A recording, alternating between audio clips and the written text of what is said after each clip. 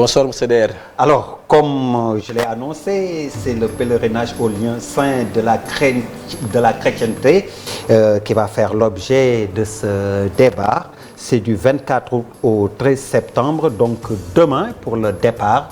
On a envie de tout savoir sur ce pèlerinage, alors dites-nous tout. Alors, merci pour l'invitation. Je voudrais dire que c'est une grande joie pour notre Église du Sénégal de devoir organiser ce pèlerinage après les éditions reportées de 2020 et 2021. Pour la raison connue, celle de la pandémie.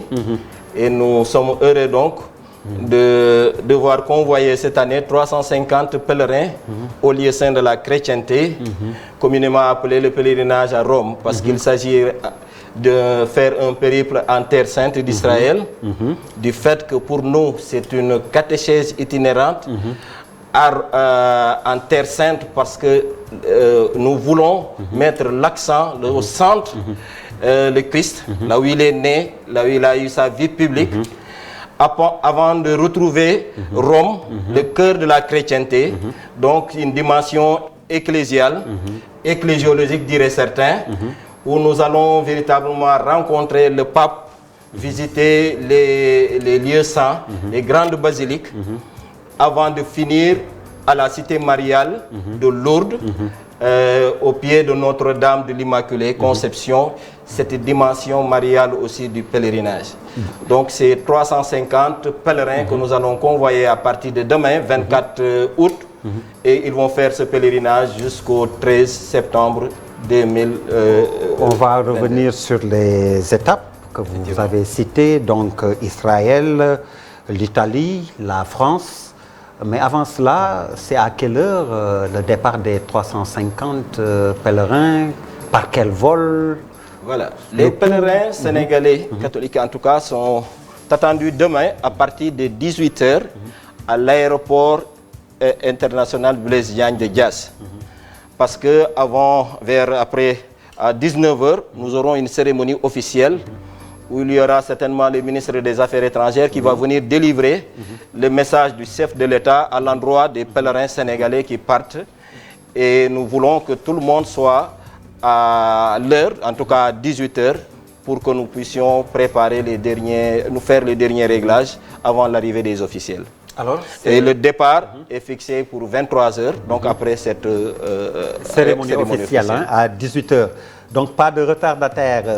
Et quelle est la compagnie qui a gagné le marché, si je peux parler ainsi, comme le Sénégalais lambda? Donc voilà, parce que le marché c'est un peu plus large, parce que il y a le transport, l'hébergement, la restauration, mais ils seront convoyés par une compagnie, un vol unique, et Air Caraïbes. Et la nouveauté cette année, c'est qu'il y aura un vol unique Dakar-Tel Aviv. Avant, il n'y avait pas. Avant, nous faisions une escale soit en Italie ou à Malte, pour des raisons de sécurité, vous devinez. Mais là, nous avons un vol direct. C'est une première. Nous saluons donc le partenaire, parce que c'est une innovation. Nous allons directement à Tel Aviv et après, ils prennent le bus pour rejoindre la ville sainte de Jérusalem. Alors, dites-moi, vous parlez donc des étapes. Il y aura l'Italie, d'abord Israël, la France en dernier lieu. Dans le détail, comment cela se passe? Oui, nous avons voulu que ce pèlerinage garde son cachet spirituel. Et donc, la terre sainte d'Israël qui va accueillir les pèlerins sera un peu la première étape, mais l'étape la plus décisive. Ils feront 10 jours en terre sainte d'Israël. Et vont donc visiter les lieux où le Christ a vécu, de l'annonciation à la résurrection, toutes les étapes de la vie publique de Jésus. Et donc, ils vont mettre leur pas sur les pas du Christ. Et nous voulons véritablement que ces pèlerins qui vont partir comprennent qu'il s'agit d'abord et essentiellement d'une démarche spirituelle. Ce que nous faisons, ce n'est même pas du tourisme religieux, c'est une démarche spirituelle. Et les prêtres sont là pour accompagner cette démarche-là, donner le cachet spirituel. Nous allons à la rencontre du Dieu vivant de Jésus-Christ. Et donc, la terre sainte d'Israël, où les choses sont passées, où le Christ est né, devient un peu le premier espace de cette catéchèse itinérante que nous voulons offrir aux pèlerins. Que je vais appeler aussi premier temps fort. Premier temps fort du pèlerinage. Et les autres? Et les autres, ce sera donc, là, après ces 10 jours passés en Terre Sainte, ils vont naturellement aller à Rome, le lieu de la chrétienté. Il y a la rencontre avec le pape. Voilà, la rencontre avec le pape. Mais à Rome sont enterrées les 2 colonnes de l'église, Saint Paul et Saint Pierre. Et donc, nous allons découvrir le mystère de l'église. Corps mystique du Christ, mais le mystère de l'église avec toute l'unité. Une église sainte, catholique et apostolique. Ils vont découvrir ce mystère-là en visitant les grandes basiliques, mais aussi en écoutant la catéchèse du pape. Parce que maintenant, le mercredi, comme nous n'avons pas souvent des audiences privées avec le pape, c'est cette catéchèse du pape du mercredi qui est comme la catéchèse délivrée aux pèlerins sénégalais. Donc ça, là-bas aussi, ce sera un temps fort. Et cette année, des nouveautés attendent les pèlerins. Je ne veux pas dévoiler tout, mais de toute façon, nous aurons des prélats. Je pense par exemple au cardinal Sarah, qui va venir présider une des célébrations à Rome. Dernier temps fort, Lourdes. Dernier temps fort, c'est Lourdes. Lourdes, oui. Nous sommes des catholiques qui vénérons la Vierge, qui honorons cette mère de Dieu, et nous voulons véritablement à l'étape de Lourdes faire la même démarche de soumission à Dieu, de prière, demander à Marie de prier pour nous, de prier pour nos familles, de prier pour notre pays. C'est cela la démarche. Nous allons être au pied de Marie pour nous instruire, nous mettre à son école. Et ce sera la fin de ce périple de 21 jours en Terre Sainte, à Rome et à Lourdes. Alors, on voit qu'il y a des démarches administratives à faire pour accéder dans ces 3 pays-là. Comment ça se passe? Les visas, c'est pas trop compliqué?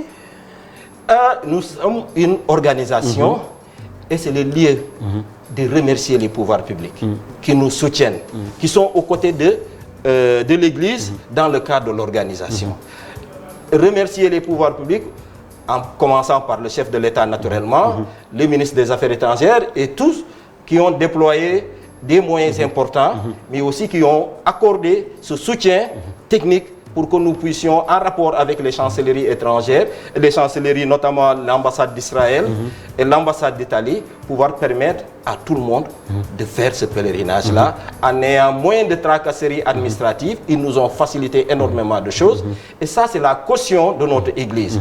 Nous pensons que notre Église est aujourd'hui très crédible pour pouvoir bénéficier de la confiance des différents partenaires, que ce soit les chancelleries, l'État lui-même, qui nous fait confiance en nous appuyant dans le cadre de ce pèlerinage. Alors Emmanuel Diédhiou, à l'instar de ce qui se fait chez les musulmans avec le Haut Commissariat au pèlerinage, j'imagine qu'il y a un comité d'organisation ou de pilotage pour cet important... Oui, ce comité s'appelle le Comité interdiocésain national des pèlerinages catholiques. Le Comité interdiocésain national des pèlerinages catholiques, mis en place depuis 1964, figurez-vous, par les évêques de la province ecclésiastique de Dakar, donc ce qu'on appelle les évêques du Sénégal, qui avaient mis sur pied cette structure-là avec une triple mission, celle de promouvoir l'esprit du pèlerinage au niveau de la communauté chrétienne, celle d'organiser le pèlerinage, c'est ce que nous faisons, et quand le pèlerinage est bien lancé, de l'encadrer. Il y a 3 encadrements qui vont intervenir, l'encadrement médical,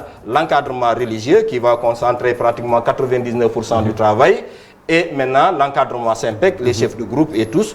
Mais le comité interdiocésain national, c'est cette structure-là qui, depuis 58 ans, convoie les pèlerins et qui a un mandat d'église soutenu par les pouvoirs publics pour le faire. Vous l'avez dit, il y a un contexte sanitaire, vous parlez du comité médical et autres.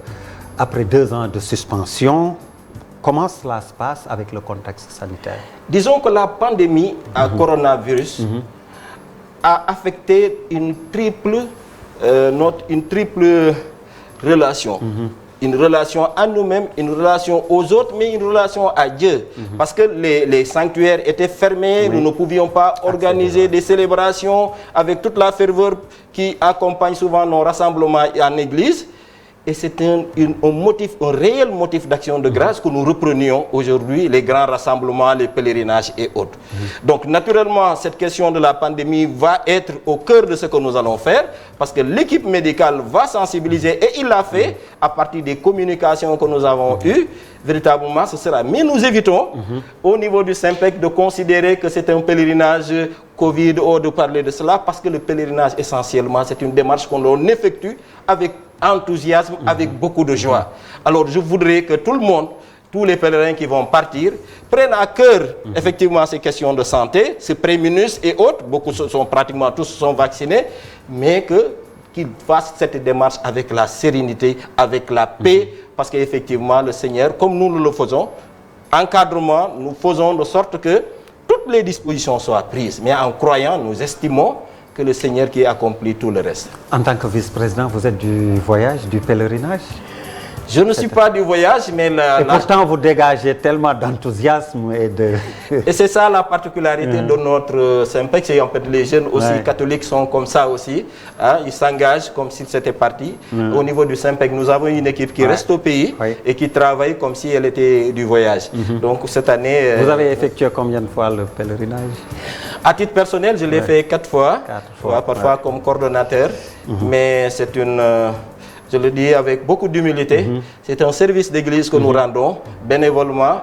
Nous estimons que c'est une manière de vivre notre baptême. Nous n'avons rien de particulier. Ils sont nombreux, ceux qui auraient pu faire ça. Et vous me donnez même l'occasion de rendre hommage à ceux-là qui, depuis 1964, se sont investis pour donner au SYMPEC l'âme qu'il a aujourd'hui.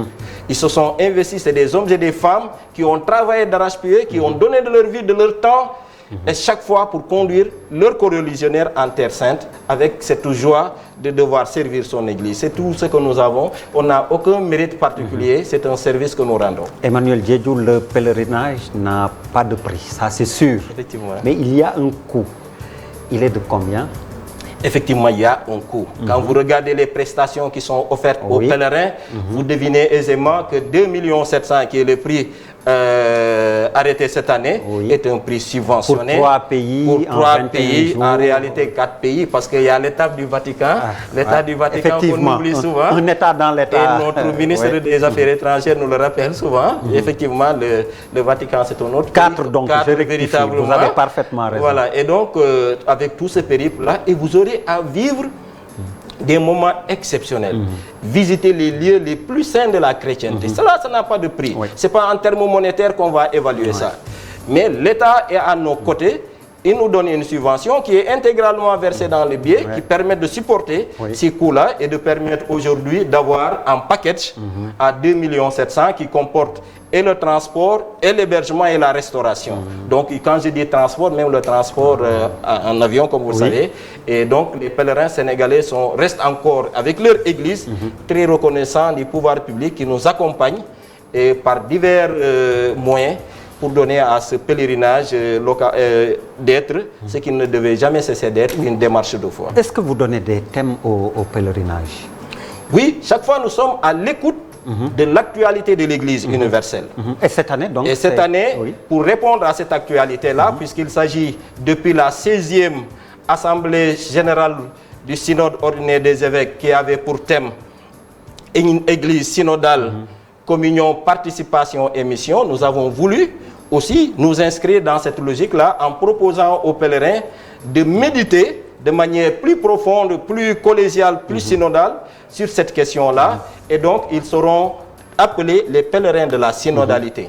Nous souhaitons qu'ils soient artisans de communion pour témoigner de leur foi de manière plus incisive, de manière plus cohérente dans la vie de notre Église. Et même quand ils vont retrouver la patrie de Senghor, la patrie du cardinal Thiandoum, qu'ils continuent de témoigner. Nous avons ici des figures catholiques qui ont donné effectivement en tout cas l'exemple de ce qu'un catholique convaincu de sa démarche, imbu des valeurs évangéliques chrétiennes, peut faire pour son pays et pour son Église. Nous avons beaucoup d'exemples, des gens Bruno Diatta, le cardinal Thiandoum, Julien Jouga, j'en citerai certainement, et j'en nommé certains. mais c'est voilà ce que nous voulons, un Sénégalais, un catholique d'un type nouveau, qui revient de pèlerinage et qui prend en charge les exigences de son baptême en témoignant dans son lieu de vie, en tout cas en église comme dans sa société. Nous avons besoin de cela pour notre pays, de voir des chrétiens engagés et décomplexés, parce que nous sommes minoritaires, mais enfin qu'ils soient des citoyens modèles, qu'ils participent à la construction de notre pays. C'est cela, autrement le pèlerinage n'a pas de sens quand vous devez faire et revenir tel que vous êtes parti. Merci beaucoup Emmanuel Diédhiou. Merci à vous de nous avoir permis de parler de ce moment important de la vie de notre Église. Et c'est comme ça que nous souhaitons bon pèlerinage donc à nos parents chrétiens sur le chemin de Rome, comme il l'a dit, de la Terre Sainte, comme vous dites. Oui. Vous dites Terre Sainte et vous citez Lourdes, Rome, hein? C'est comme ça. Voilà, la Terre Sainte d'Israël, oui. Rome et Lourdes. Oui, pour ne pas me tromper. Voilà, c'est ça l'itinéraire que nous avons défini pour cette année.